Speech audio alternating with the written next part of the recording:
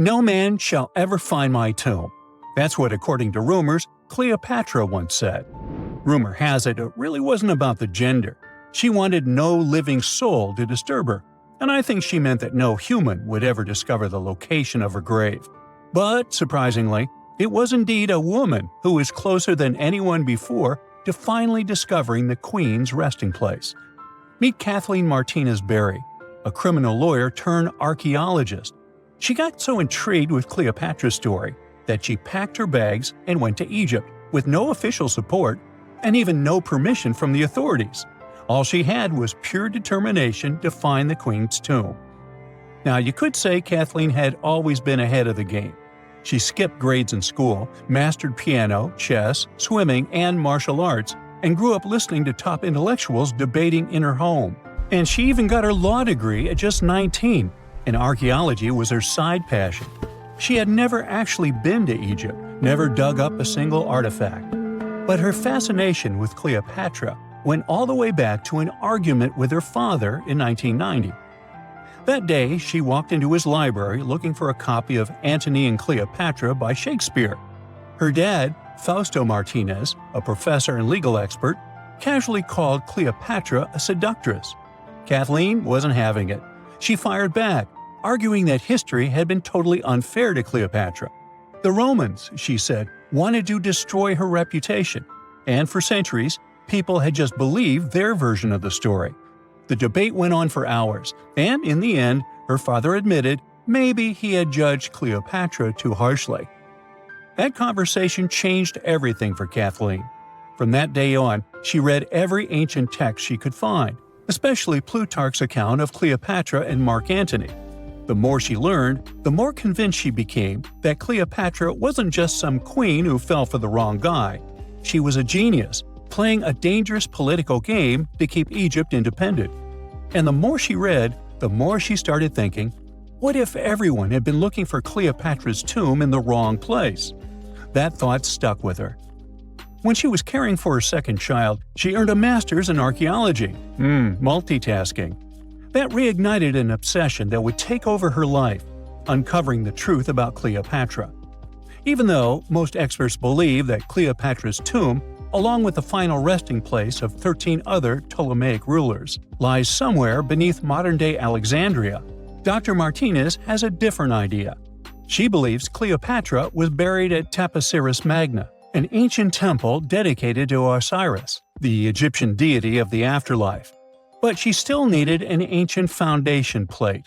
These plates, about the size of a smartphone, were placed beneath important temple structures and often contained inscriptions explaining when and why the temple was built. If she could find a plate that confirmed the temple was dedicated to Isis, Cleopatra's patron deity, she'd have solid proof that this was the right place to look. Nothing could deter Martinez. She excavated the entire temple site, digging deeper than anyone before her. Her team found coins with Cleopatra's name and face stamped on them. It meant Cleopatra had a direct connection to this site. Then, they uncovered something even more interesting: a tunnel used to bring water to people, leading straight from the temple into the Mediterranean Sea. So, if parts of the temple had already sunken into the water, could Cleopatra's tomb be down there too? Martinez needed proof to convince Egyptian authorities to let her search underwater. And, against all odds, she found the missing foundation plate. On it, the pharaoh offered a large area of Nubia to deity Isis. That was it, the confirmation she needed. The temple was indeed dedicated to Isis, proving her theory wasn't just speculation. If one temple was on land, Martinez suspected the second temple, possibly Cleopatra's tomb, had collapsed into the sea. She needed help from experts in underwater archaeology, so she reached out to Robert Ballard, the guy who discovered the Titanic. With support from the Egyptian authorities, she and her team began exploring the waters off the coast of Alexandria. And what they found was mind-blowing. Underwater, they discovered massive stone structures, some standing 6 to 10 feet tall, right where the coastline would have been thousands of years ago. They also found basalt blocks, the same material used in the statues from the first temple. That meant one thing: those weren't just random rocks. They were the remains of a lost city, buried beneath the sea for centuries. Now, we can only wait and see whether Martinez and her team will be able to unravel one of the greatest mysteries of the past left by the outstanding woman that was Cleopatra. Here's some backstory. After her father, Ptolemy VII, passed away, Egypt's throne went to both Ptolemy VIII and Cleopatra, or so it seemed. Cleopatra, just 18 at the time, allegedly married her 10-year-old brother. Yeah, ancient royalty had some different customs, though there's no solid proof of that. But sibling love didn't last long. Young Ptolemy decided he wanted all the power for himself and tried to push Cleopatra out. Forced to flee the country, she didn't just sit around feeling sorry for herself. She raised an army, ready to march back and take what was hers. That's how, at 21, she was already in the Sinai Desert, leading an army and planning her return to the throne. Now, by that time, Cleopatra had already been locked in a powerful political, and not only political, alliance with Julius Caesar. In June 47 BC, she gave birth to a son, Ptolemy Caesar, better known as Caesarion, who, many believe, was Caesar's child. But that didn't stop her from playing by Egyptian royal rules. And her husband number 2, her other brother, Ptolemy XIV. Yep, despite her ongoing affair with Caesar, Cleopatra married yet another sibling, because, in her world, keeping the throne in the family was the name of the game. Now, marriage aside, Cleopatra's bond with Caesar stayed strong. She even traveled to Rome with Ptolemy XIV for a state visit. But instead of playing the role of a dutiful queen, she stayed in Caesar's private villa by the Tiber River. But after Julius Caesar lost his life in 44 BCE on the Ides of March, Cleopatra's political standing became shaky. To make matters worse, her brother-husband Ptolemy XIV passed away soon after, and some suspect Cleopatra had a hand in it, leaving her as the sole ruler of Egypt. Meanwhile, back in Rome, Mark Antony was rising to power as Caesar's presumed successor. Wanting to size up the Queen of Egypt, he summoned Cleopatra, and she did not disappoint. Sailing into town on a lavish barge, dressed as a deity, Cleopatra made quite an entrance. Antony was instantly mesmerized, so much so that he left his third wife back in Rome and followed Cleopatra to Alexandria, where their relationship turned into a full-blown royal affair. The two had 3 children together. Together, they waged war against Caesar's adopted son, Octavian, in a battle for control of the Roman Empire. The last time the queen was seen, she was in her mausoleum, dressed in full royal splendor, diadem on her head, lying on what Plutarch called a golden couch. When Antony and Cleopatra lost at Actium, Octavian's forces marched into Alexandria.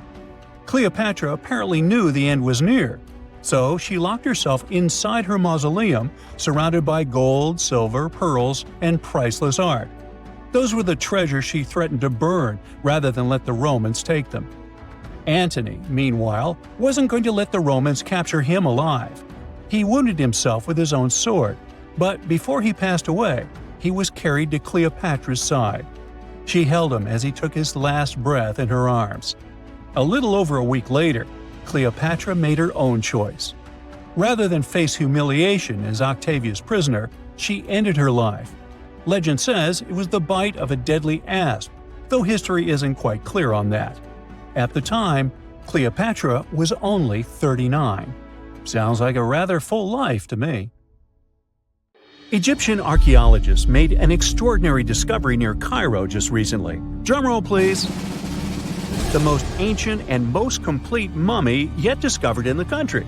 Yes, they were keeping it under wraps. The 4,300-year-old mummy was found in a group of tombs close to the step pyramid of Djoser, dating back to the Egyptian Old Kingdom. It was covered in layers of gold. The team also found several other tombs, including one belonging to an ancient Egyptian official and another belonging to a secret keeper who had the power to perform special ceremonies. Another interesting tomb was that of a writer, which featured the largest statues ever found in the area. This vast burial site is also home to more than a dozen pyramids and resting grounds. Probably one of the most famous mummies in the world is that of Hatshepsut. She ruled Egypt like a boss for around 20 years, building all sorts of impressive buildings and creating new trade routes. But when archaeologist Howard Carter found her tomb in the Valley of the Kings, her sarcophagus was empty. However, Carter did find 2 coffins in another tomb, one of which belonged to Hatshepsut's wet nurse and the other to an unknown woman. In 2006, a team of specialists decided to investigate whether that mysterious lady was the queen herself. They found a molar tooth in a wooden box with Hatshepsut's name on it, and when they compared it to a gap in the mummy's mouth, it was a perfect match. Ramses II was a pretty impressive ruler, but it was his mummy that eventually made history. Now, we don't hear too much about his daddy. Okay, I'll stop.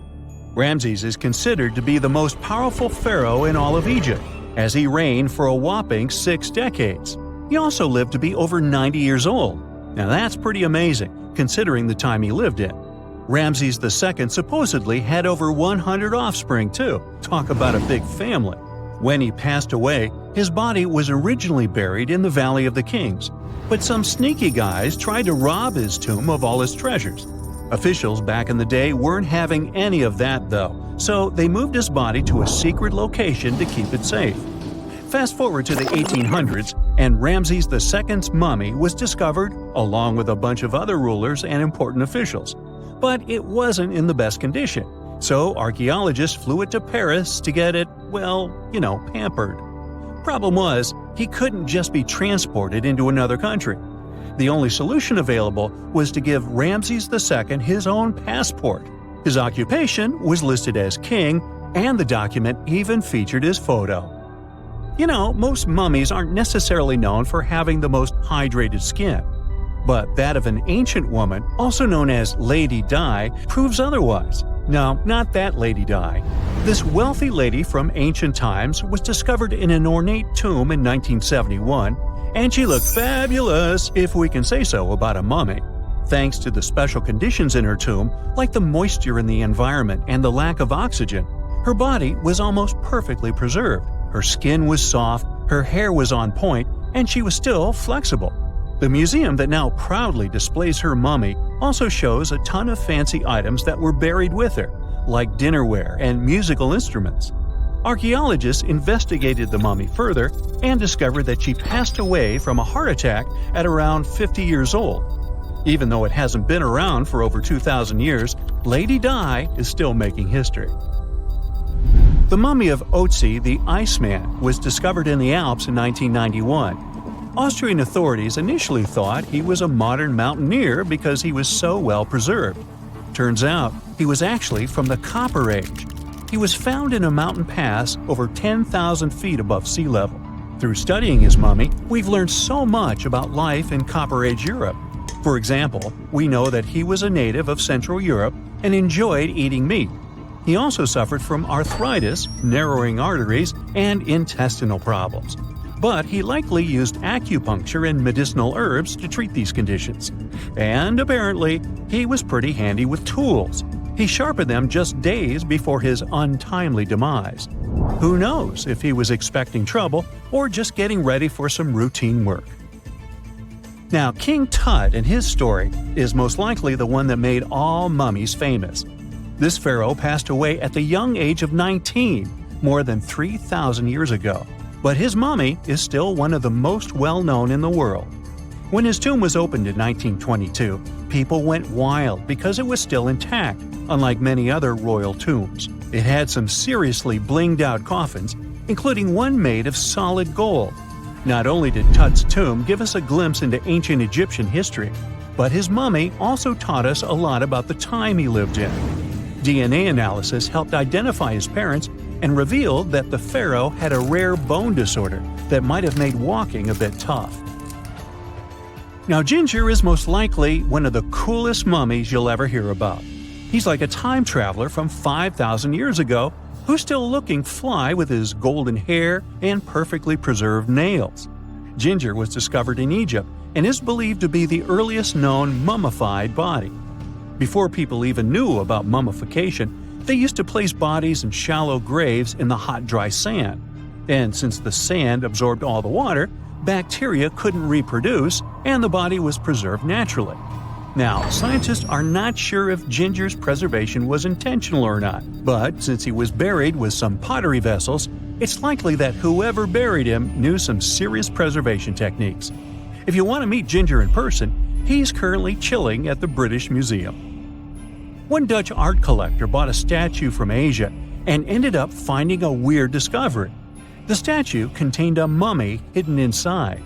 Unfortunately, the body was too fragile to move, so they had to leave it there. The coolest part is that this mummy is over 1,000 years old and was on display for 200 years before being encased in the statue. When scientists did a CT scan, they found out that the mummy was filled with paper scraps covered in writings. Experts think he might have done this thing called self-mummification, which is a pretty intense process involving a special diet and tea that makes your body less prone to bacteria. Only a few people could handle this ritual, and those who managed to do that were seriously respected. No other Egyptian queen has baffled scientists and historians like the stunning Nefertiti. Based on her statues, she was known for her slender neck, wide eyes, and high cheekbones. Her name translates to "the beautiful woman has come." Talk about living up to your name, huh? Even though she wasn't a pharaoh herself, Nefertiti still managed to leave a lasting impression.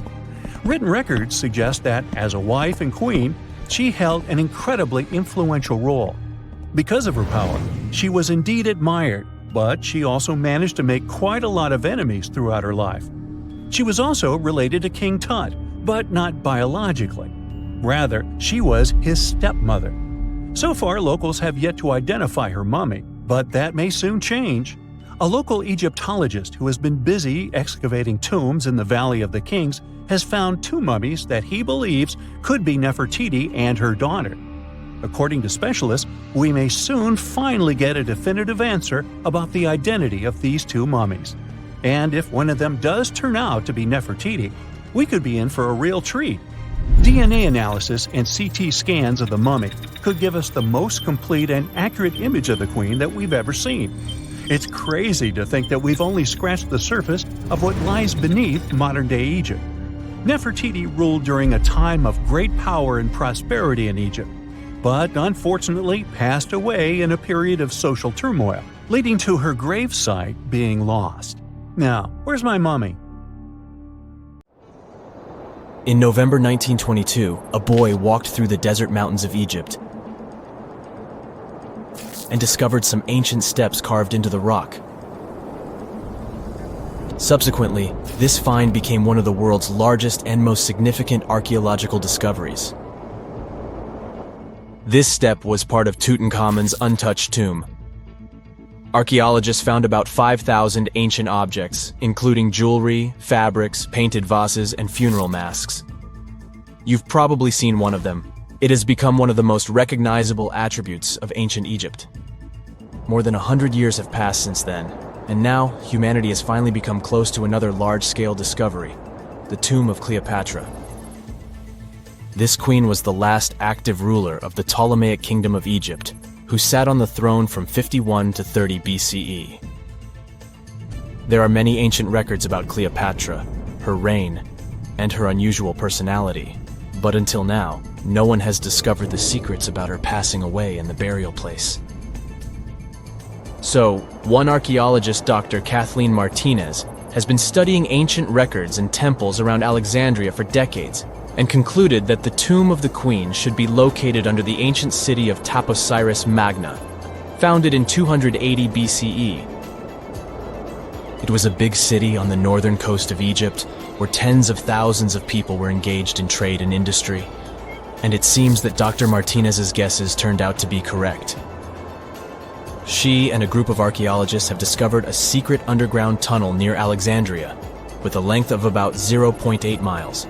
It was cut into the rock under Taposiris Magna's temple. During further excavations, they found many things that indicate Cleopatra's tomb lies in the tunnel's depths. It's also possible that she is buried there together with the Roman commander, Mark Antony. According to ancient records, Cleopatra and Mark Antony loved each other and together opposed the Roman Senate, which declared Antony a traitor. The fact that natural disasters have occurred on the territory of Taposiris Magna for thousands of years can complicate the excavations. Earthquakes and floods destroyed the city and possibly flooded its underground tunnels. But archaeologists hope the ancient tomb remains untouched, and that it hides many treasures and records about the royal life of ancient Egypt during the reign of the last dynasty. There's a chance that excavations will go underwater and in the mud. This will require much time and funding, but archaeologists are sure it's worth it. Anyway, it's too early to say that Cleopatra is really buried there, but scientists have found many things in the tunnel that confirm this, including clay pots, dozens of coins with the image of Cleopatra and Alexander the Great, as well as a bust with the image of the Egyptian queen. Cleopatra is still one of the most popular personalities in Egypt, on an equal footing with Ramesses III and Tutankhamun. She inspired many films, paintings, and books, but what made her so popular? She became famous for her inconsistency. She was a beautiful, intelligent ruler who pulled Egypt out of the crisis and made it a prosperous power. Medieval Arabic texts say she knew chemistry, mathematics, and philosophy, and may have written several scientific books. She knew several languages and had excellent diplomatic skills. At the same time, there are many legends that she was a femme fatale who drove many men crazy. However, there's no evidence that her beauty was incomparable. The image of a stunning model was created by Hollywood when it made several films where famous actresses performed the role of Cleopatra. And the Roman Emperor Octavian, the adopted son of Julius Caesar, specially created the image of Cleopatra as an insidious seductress because he was her enemy. Even though she was born in Egypt, Cleopatra wasn't an Egyptian. Her ancestors were Greeks, among whom was one of the generals of Alexander the Great. However, the people of Egypt loved her. She learned the language and was very sensitive to the traditions of this country. She knew the history, mentality, and customs of ancient Egypt well. She raised the level of its economy and strengthened its status as a world power. Much of this was made possible thanks to her cunning and impressiveness. She loved theatrical performances and lavish celebrations. She knew how to surprise people and put on a show. But behind the exterior image of a luxury lover was an intelligent and calculating ruler. Ancient Egypt was a rich, luxurious country, and Cleopatra did everything to increase its wealth and strengthen its position in the international arena. For example, she was once in conflict with her brother Ptolemy XIII. The queen knew that she wouldn't be able to resist him, so she decided to attract Julius Caesar to their side. The Roman emperor arrived in Alexandria, where Cleopatra wanted to meet him, but Ptolemy knew about her plans and was about to prevent her from coming to Caesar. Then, instead of a rich and noisy arrival, Cleopatra decided to make her visit inconspicuous. She wrapped herself in a carpet or linen bag the emperor's servants carried into Caesar's private chambers. Cleopatra emerged from the carpet and impressed the Roman emperor with her beauty and determination. As a result, they fell in love with each other and became close allies. After some time, she impressed another influential Roman for diplomatic purposes. She arrived to meet Mark Antony on a golden barge with purple sails and silver oars. Cleopatra was dressed in the image of Aphrodite and sat under a magnificent canopy. Her servants dressed like cupids and were blowing her fan and burning incense. But Cleopatra created such a show for a reason. She knew that Antony revered Greek mythology and considered himself the embodiment of Dionysus. As a result, he was so impressed with this woman that he ended up marrying her. Cleopatra defended her crown, strengthened her alliance with Rome, and bore Antony 3 children. In Egypt, they threw big parties and enjoyed wealth with power. However, the relationship of a high-ranking official with the Egyptian queen caused a scandal in Rome. Octavian was Antony's primary opponent in the struggle for power, so he exploited the situation to darken the competitor's reputation. He used propaganda to make Cleopatra an insidious seductress in the eyes of Roman citizens. He accused Antony of succumbing to her charms. The Roman Senate supported Octavian and declared Cleopatra an enemy.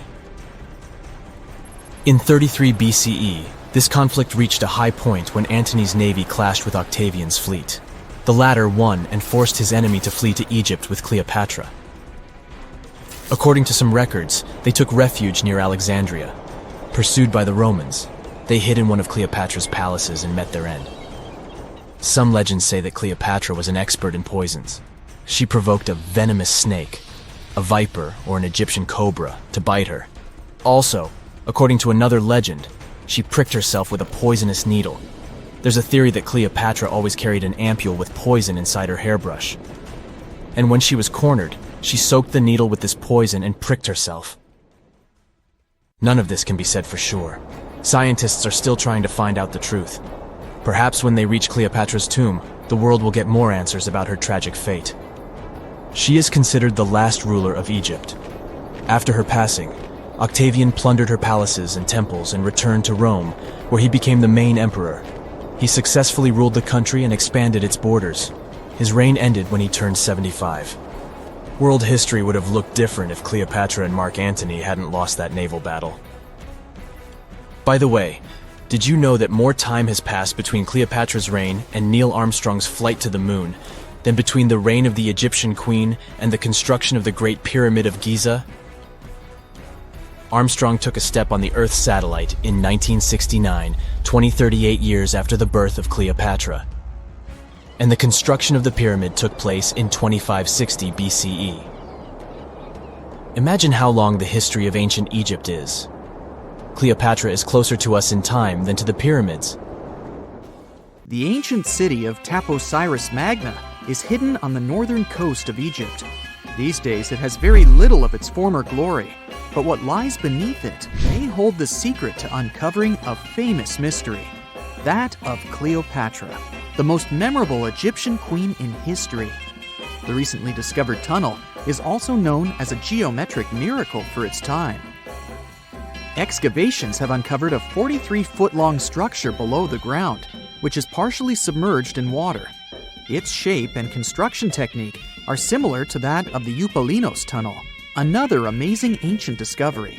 This one is located in Greece and was built by excavating simultaneously from 2 points, aiming to have them meet in the middle. The use of math and geometry to make this construction was astonishingly precise for those days, more so since it was built near a mountain. Archaeologists that have been working on the Taposiris Magna site since 2004 believe this tunnel may lead to the lost tomb of Cleopatra. The clues they found so far seem to back up this theory. For starters, the city and its temple were built by one of Cleopatra's ancestors, Ptolemy II. All the architecture seems to indicate it was dedicated to the ancient spirit Osiris and his queen Isis. Throughout her reign, Cleopatra did try to associate herself with Isis, so it may be no surprise she chose this location as her final resting place. Scientists have yet to pinpoint Cleopatra's tomb, but research continues with the help of modern technology. To study this location better, archaeologists have even used a special device called ground-penetrating radar. This tool allows us to analyze what lies beneath the ground without being intrusive. Since this tunnel is so old, research needs to be done very delicately. Seeing pictures of what's underground before you start digging is incredibly useful and has been done here since 2011. Finally discovering Cleopatra's tomb may help us piece together her story, especially what might have happened during the last portion of her life, which is still surrounded by mystery. We still don't know the exact cause of her passing. Some believe she may have let herself be bitten by a poisonous Egyptian cobra. Others have suggested that she was well accustomed to toxic substances, even hiding some in her hairbrush in case she ever needed it. But that's not to say she chose to use it on herself. We do have a lot of other interesting information on Cleopatra that's equally as impressive, like the fact that she had a stylist. Most of the images you've seen depicting this famous queen show her wearing black eyeliner. This look was put together by Airas, a woman known to have been her personal beautician. She traced the long line from her eyes to her temples, a makeup technique still used today to enhance the eyes. Airas was an important figure throughout Cleopatra's life, known also as her confidant and close friend. There are even theories that suggest Airas was there by her side when she passed away. Despite her well-thought-out looks, Cleopatra wasn't as pretty as she's described. Or at least, that's what recent research has pointed out. Sure, if we look at movies and modern imagery, she's depicted as this incredibly beautiful woman with symmetrical and delicate features. However, if we look at coins showcasing her image from back in the day, her looks are rather average. Her image on the coins might have been adjusted, too, to make the queen look stronger in the eyes of her people. So there is no trusted source available to confirm her image, but her description in most pieces of ancient literature speaks of her other qualities, like her voice and personality, not of her beauty. Cleopatra might have been the most famous Egyptian queen to this day, but she wasn't the first choice. She did have an older sister, Berenice, that was initially supposed to take the throne. Berenice passed away before she could do that, so Cleopatra took on the role and began investing in her education. She traveled throughout the country quite frequently, so she could become accustomed to her people and their needs. She was only 18 when the responsibilities were passed down to her, and immediately gained popularity because of her intelligence and education. Her taste in literature was quite good too. She was known to be a fan of Homer, the famed Greek philosopher and poet. Cleopatra loved to write as much as she loved to read. There are even claims that she wrote a book on medicine and cosmetics, but we have no evidence to this day that such work ever existed. Part of being a great leader back then meant you had to speak multiple languages. Cleopatra clearly understood that, and that's why she's rumored to have known many languages to varying degrees. Some archaeologists suggested she spoke Greek, Egyptian, and Ethiopian, as well as many Arabic dialects. She might have even spoken Latin, but there's little evidence to support this claim. She might not have had angelic looks, but Cleopatra was really careful with the way she looked, even with her diet. She was known to have enjoyed simple meals, including a variety of fish. Since she lived close to the Mediterranean Sea, it's really no surprise. As a treat, she liked to eat stuffed pigeons, which she also served to her guests. Other dishes on the menu included vegetables and fava bean soup. Fruits and nuts weren't missing from her diet either, and she was also a big fan of honey.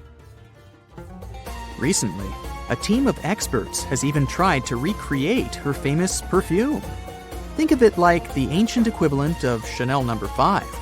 Cleopatra was known to be a fan of luxurious scents, which she believed could even influence how people treated her when they met. The basis of this scent is myrrh, a resin gathered from a local tree. Other ingredients added to the mixture were also found back in the day, like cardamom, olive oil, and cinnamon. The results may not be quite as delicate as the perfumes we know and use today. Its consistency was way thicker, and the scent lasted way longer.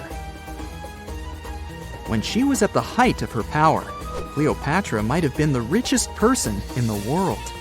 Back in the day, she ruled over a territory that stretched across the Mediterranean, from modern-day Libya in the west through Egypt to Syria in the east. This is the largest territory ever ruled over by a woman. In today's currency, her worth might have been somewhere around $95 billion. The calendars we use today may have been introduced by Cleopatra herself.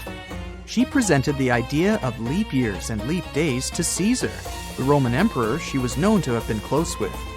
Taking her advice, Caesar made these adjustments part of the official Roman calendar. The ancient Egyptians already knew the year was longer than precisely 365 days.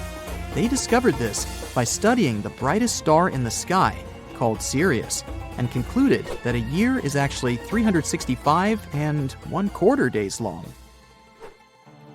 It was Elizabeth Taylor that famously introduced Cleopatra to pop culture when she played her in the 1963 film bearing the same name.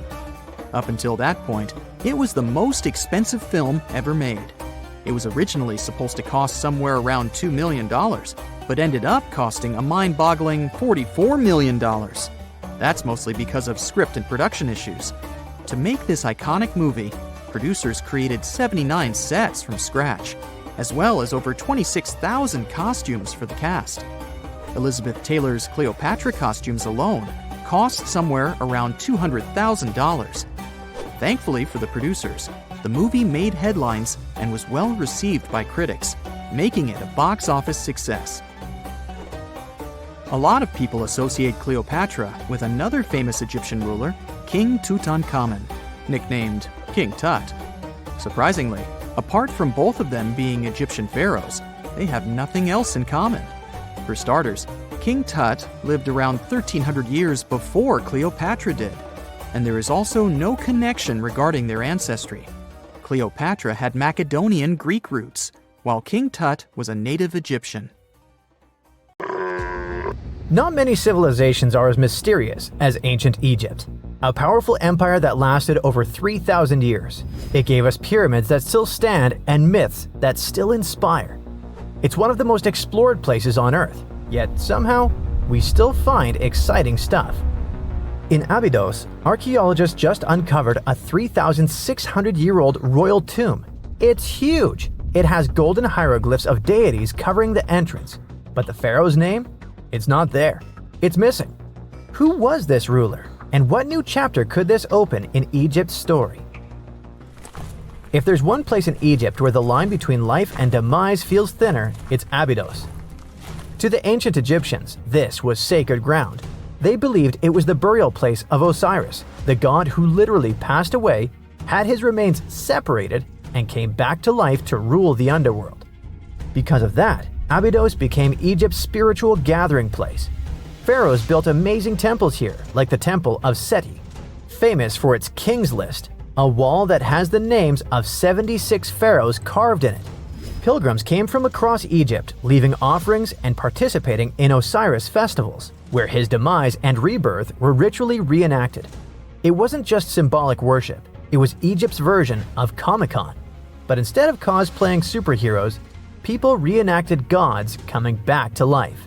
Obviously, pharaohs competed to be buried as close to Osiris as possible. Abydos became part cemetery, part holy city, part afterlife insurance policy.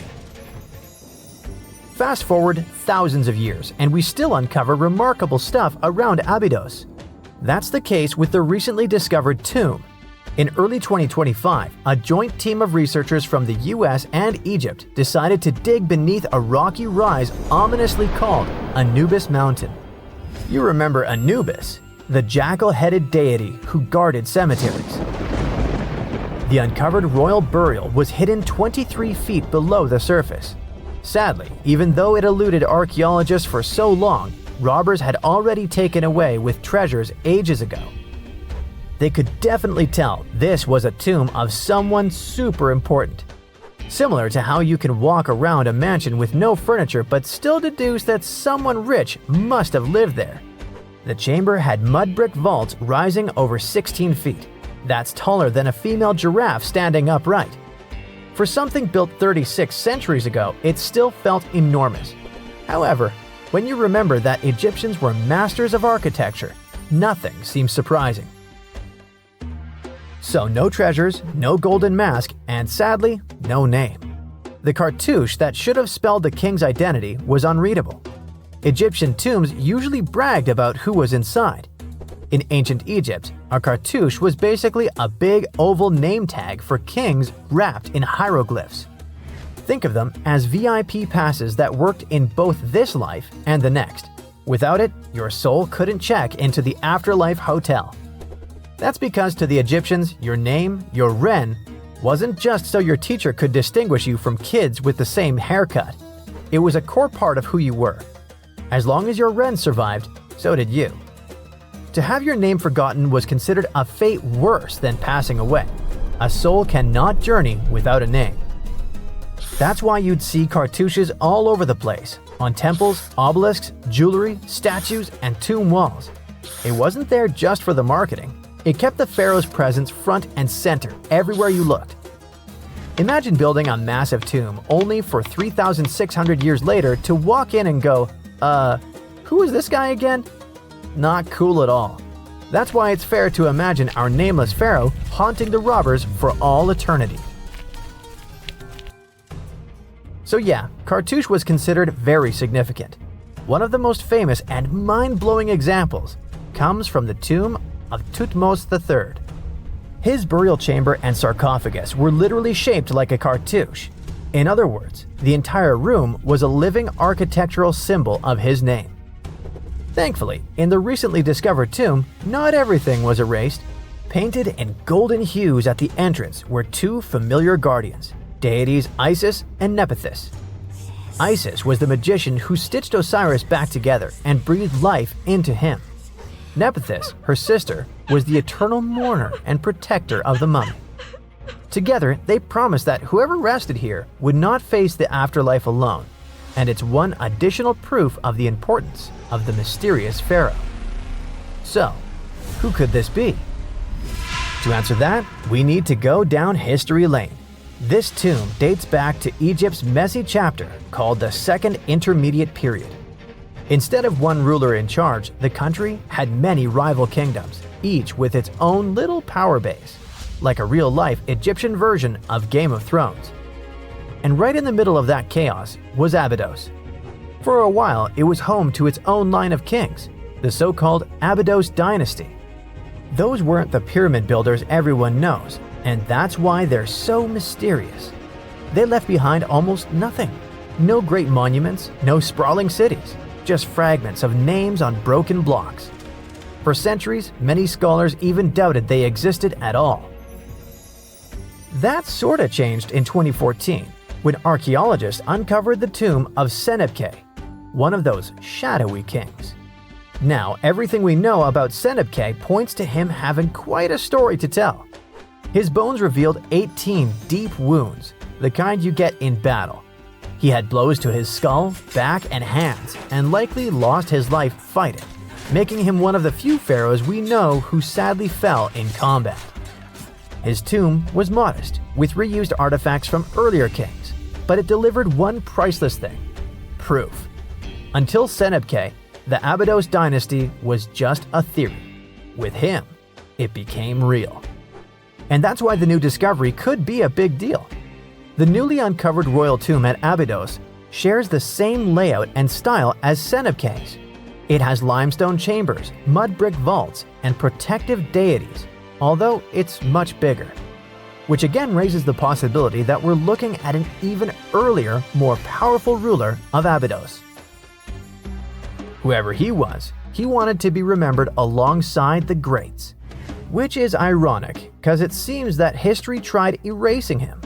Perhaps additional findings alongside his tomb could tell us more. Yes, there's more, and it's actually pretty cool.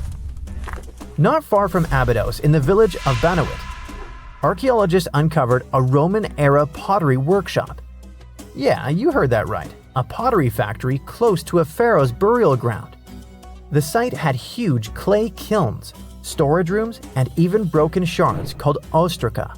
They were basically ancient sticky notes, except instead of shopping lists, those had receipts scratched onto them in Greek and Demotic Egyptian. Little records of everyday transactions, the kind of thing you'd never expect to find near a lost dynasty king. Honestly, the potters missed a chance. Forget boring receipts. They should have been selling Osiris's mugs and Anubis figurines to pilgrims and tourists. But that's not all.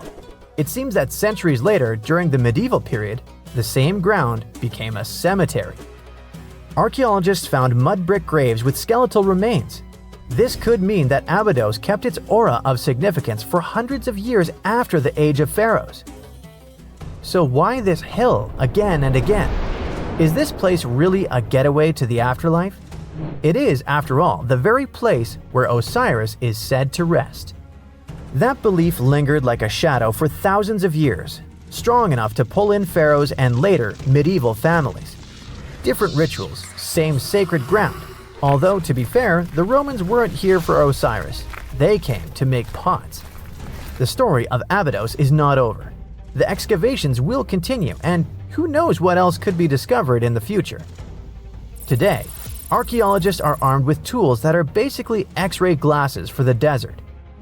Every scan could reveal a hidden chamber, or if we're lucky, finally give our nameless pharaoh his wren back to him. In fact, I became strangely invested in finding out who he was. So let's hope for some news soon. It's only a matter of time. Do you have your own theories? Let me know. One more step in the wrong direction, and the crossbows will release their arrows. If you open the wrong door, you'll end up in a river of mercury. It's almost impossible to get out of this place, but it is even more difficult to get here. No, this is not a location from an adventure movie, but a treasure hunter. This is a real giant tomb filled with traps and streams of toxic mercury. And it's not somewhere deep in the Amazon jungle or an unknown island. This tomb is located in central China, near the city of Xi'an. And you know what the coolest thing is?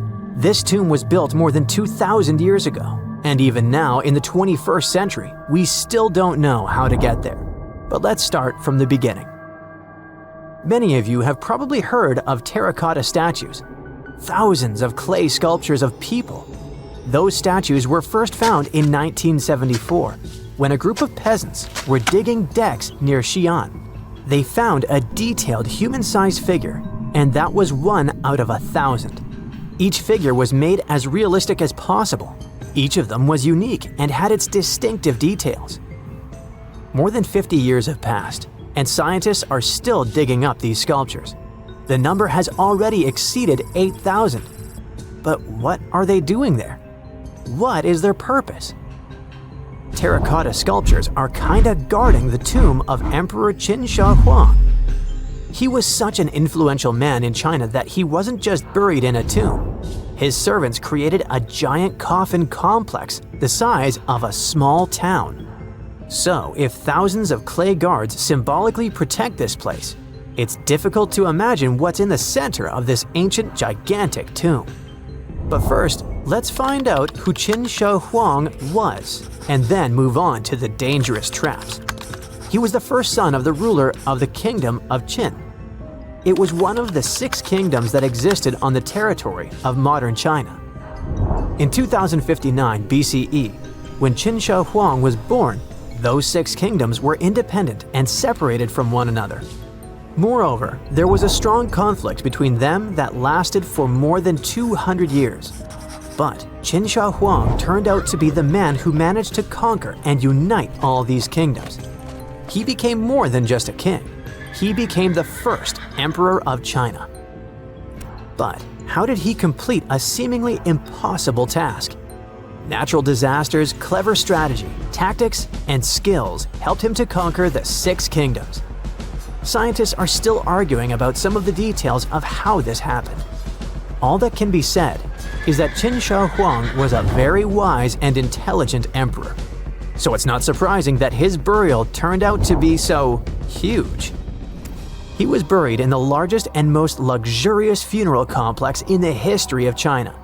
The area the size of a small city contains many underground caves filled with things an emperor could need in the afterlife. In ancient China, as well as in ancient Egypt, people believed that when an emperor went to the other world, he could take with him those things that were buried with him. Unfortunately, sometimes it could be people, but Qin Shi Huang acted wisely and correctly. He decided to bury clay statues.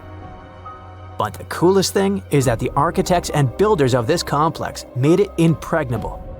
The whole area holds many secrets, historical artifacts, and priceless objects. There's a beautiful place with the emperor's body in the center of this tomb. Imagine how many treasures you can find there, and all of them were meant to remain untouched and unseen by other people. And we probably won't be able to get to them, at least in the near future. Ancient Chinese historian Sima Qian wrote something about the tomb about 100 years after the emperor's burial. He said that this place had dangerous traps inside the tomb that would destroy anyone who dared to enter the tomb. The engineers installed crossbows with loaded arrows and also poured a huge amount of mercury, simulating the movement of rivers. Of course, that was 2,000 years ago, and crossbows probably don't work anymore. But what about mercury? This toxic metal has no expiration date. It's shiny and moves quickly in liquid form. It looks beautiful, but don't touch it. Even a small drop of mercury can cause damage to your body. Inhalation of its vapors or ingestion causes damage to nerves, the liver, kidneys, and many other symptoms. And that's just one drop. Imagine how dangerous rivers of this substance can be. Who knows how much mercury was loaded there by the tomb builders? But even if you dodge all the traps and don't end up in the poisonous river, mercury would still be able to harm you. Its vapors can pass through the cracks in the walls. This means that the entire tomb is probably soaked in this substance. And by the way, this is not just a guess. Scientists have measured the mercury level at the excavation site and found that it's much higher than normal. But why mercury? In ancient China, mercury was considered the elixir of youth, the source of immortality. According to the records, Qin Shi Huang often took pills with this element. Perhaps this was the reason that his life ended at the age of 49. In any case, people can damage ancient structures and artifacts during excavations. For example, archaeologists caused great damage to Tutankhamun's tomb during its exploration. You dig around, but then suddenly the entrance collapses and you destroy vases, scrolls, interior decorations, and other stuff. But even if you do everything carefully, the writing and drawings on the walls can be destroyed by sunlight or oxygen. Places where there has been no fresh air and ultraviolet radiation for thousands of years have their own chemical composition that can be damaged by contact with the outside world. In the 1970s, when archaeologists were excavating terracotta sculptures, the paint pigment fell off the statues because of contact with the sun and air. Fortunately, the archaeologists quickly adapted and created a technology that allowed them to get the statues out without damaging the paint. It was a long and careful process, but it was worth it, and here's why. According to ancient writings, the emperor created an underground kingdom with a beautiful palace in the center. He decorated the ceiling of this palace with expensive pearls. You know why? To simulate the stars in the night sky. And that's just the ceiling. It's difficult to imagine how the walls, floor, and tomb of the emperor are decorated. Besides, scientists expect to find many other statues that copy the emperor's servants. So, in simple terms, the tomb of Qin Shi Huang is a paradise for archaeologists and historians. But of course, it will take more than one generation before they extract all the treasures. Some experts predict that the excavation of the entire tomb could take centuries. But of course, new archaeological technologies can change everything. For example, non-invasive research methods mean you don't have to enter the tomb. You can see it through a special device. Another idea is the use of muons. Those are subatomic products that appear as a result of the collision of cosmic rays and atoms in the Earth's atmosphere. The point is that these muons can penetrate through solid objects, just like X-rays. Or how about nanotechnologies? Imagine millions of tiny digger robots climbing into a tomb and starting to scan the area. They transmit the data to a computer, and then scientists create a holographic model. It all sounds cool, but to be honest, the charm of archaeology is lost here. It's one thing when you carefully dig up some ancient artifact with your hands, see it with your own eyes, and scrupulously clean it from the ground. And it's completely different when you watch it on a computer screen. But in any case, technologies using muons or some kind of robots ensure people's safety. It's better if a computer falls into a trap than if it happens to an archaeologist. Unlike many other ancient Egyptian burial grounds, King Tutankhamun's tomb stayed hidden and free of unwanted thieves for 3,000 years. One reason was that the tomb was smaller than average and tucked away in a place called the Valley of the Kings. This area was already being extensively explored by the time they stumbled upon Tut's spot. The entrance was all covered in debris from building a nearby tomb, which must have also helped keep it a secret. There were also zero writings or signs on the outside of the tomb. Time passing also played a part in keeping it in amazing shape until the 1920s, when a man named Howard Carter finally made it in. But was Carter that big of a hero? Some recent findings say he might have been sneakier than initially thought. People used to think Carter wasn't just a glorified treasure hunter, he was a true archaeologist. Before Tut, he had been on a relentless quest for Egyptian artifacts. He discovered his interest in these unusual objects when he was a child. and soon started drawing the sculptures and inscriptions that were found in ancient tombs. After stumbling upon the remains of King Tut, Carter spent a decade recording and processing all sorts of objects, like golden thrones, chariots, and statues from Tut's tomb, shipping them down the Nile to Egypt's museum in Cairo. Well, at least that was the official story. More recent discoveries claim that not all of the objects made it to Egyptian officials. A secret letter seems to uncover Carter's little 10 for them, 1 for me policy. The letter in question was sent to Sir Alan Gardiner, a philologist and friend of Carter's, dated from 1922. In these writings, Carter mentioned having found the tomb and was asking his buddy for some advice. In another letter from 1934, Gardiner seems to be thanking Carter for an amulet, which was sent to him as a thank you gift. Carter was adamant that it didn't come from Tut's tomb, but evidently it did. Even the British director of the Egyptian Museum was onto Carter's sneaky endeavors, but couldn't prove it. He compared Gardiner's amulet to others from Tut's tomb, and lo and behold, they were a perfect match. Gardiner was so disappointed to have been put in such a sticky situation that he vented to Carter in another letter. Deciding to be a good friend, Gardiner didn't throw the famous archaeologist under the bus. Instead, he advised Carter to take those stolen goods back to Cairo, just like he'd advise you to like this video and subscribe to the Brightside channel for more amazing videos on the most unique topics in history. It's not the only shady piece of information on Carter's post-discovery behavior. In 1947, a man named Alfred Lucas, who used to work with a controversial archaeologist, gave some information in an obscure journal in Cairo. He claimed that Carter sneakily cracked open the burial chamber door himself. Then he sealed it back up like nothing had happened before the official uncovering. Now, why would he do that? Well, the same theory suggests that Carter and his crew might have entered the tomb early so they could get their hands on some ancient goodies. Obviously, these people couldn't risk having such objects sold while they were still alive, but made sure they were auctioned off after they passed. Carter, though, never confessed to anything. He made no official denial either, but the Egyptian government couldn't risk any more mysterious disappearances, so they prohibited him from entering the tomb for a while. Some have connected this apparent stealing to the curse of King Tut. If you've never heard of it, know that it became quite the scary tale soon after King Tutankhamun's resting place was uncovered. It claimed that anyone messing with the tomb of the boy pharaoh would face some serious bad luck. It's not all dramatic like a mummy going on an aggressive spree, but word got out that the people involved in disturbing King Tut's lair met some mysterious, untimely ends.